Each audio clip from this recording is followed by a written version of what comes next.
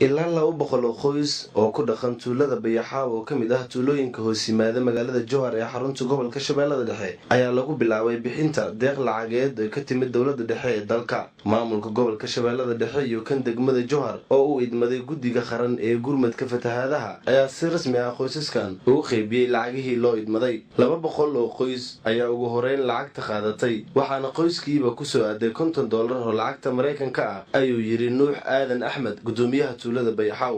alxamdulillaah ya mahad iskale intaan in ka sii badan ilaahay ay kana gacantooda Allah waxa uu soo geliyo dadka markay ilaahay wax uu soo dhiwaay anagana waxna sii karaan. Waxay noo keeneen calaa qoyskiiba $50 calaa qoys $50 ayay dadka la soo gaarsiiyay.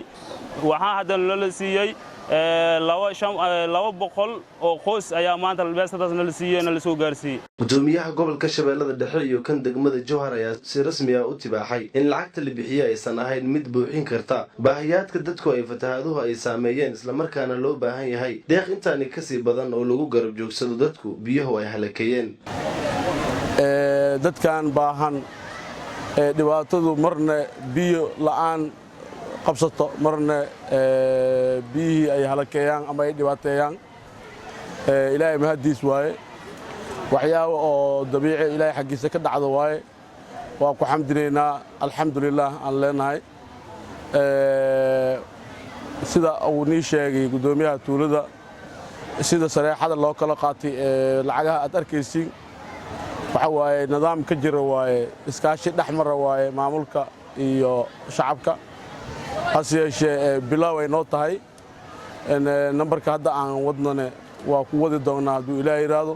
gobolka Shabeellaha Dhexe intii soo gaartay waxaan maanta ka bilownay tuulada Bayaxaaw oo kamid ah qaybaha ay fatahaadu ay maartay haleeshay ama ay waliba ay ku socoto fatahaadii oo buqdooda xatay wali aan la xirin ay ka socoto.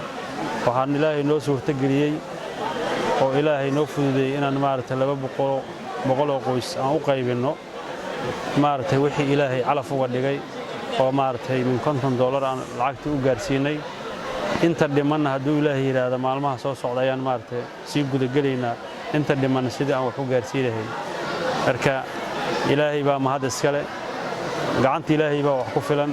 laakiin waxaan maartay aad iyo aad ugu faraxsanahay dadkan ay u dareemeen inay maartay dawladooda ama ha ahaato federaalka ama ha ahaato midda maamul goboleedka iyo gobolkaba ha ahaato iyo degmada inay wax alaale iyo wixii awoodooda taa aan wax laga hagarsan. ugu dambeyn xildhibaan Maxamed Cumar Ceemoy, gudoomiyaha guddiga qaran ee fatahaadaha Hirshabeelle oo goobta ka hadlay ayaa maamulka gobolka iyo kan degmada ku amaanay qaabka ay u bixiyeen lacagaha ay guddigu idmadeen, isla markaana lagu bilaabay bixinteeda tuulada Bayaxaaw iyo ciddii kale inta tuulooyin ay halkaan ka dhow gaarsiisay. saas darteed ayaan ugu soo hormarnay waa bilow meelihii kale ee la tagi lahay waa inuu dhiman yihiin. deeqdan kaalmada ah ee yar ee badan waxay ka timid asalkeeda sideedaba dawladda federaalka ee Soomaaliya oo uu madaxweyne ka yahay Maxamed Cabdullaahi Farmaajo, ra'iisul wasaaraha Xasan Cali Khayre, asagoo ra'iisul wasaaraha u xilsaaray guddi qaran ee fatahaad. guddiga fatahaadda ayaa qoondadii soo aaday gobolka Shabeellaha Dhexe soo gaarsiiyay oo aan aniga gudoomiye u ahay. tii ayaanu maanta u joognaa bixinteedii koowaad inaanu bilaawno waana bilawnay. Cabdifataax Axmed Maclow, Cabdifataax Zaki, Bulsha TV, Jowhar.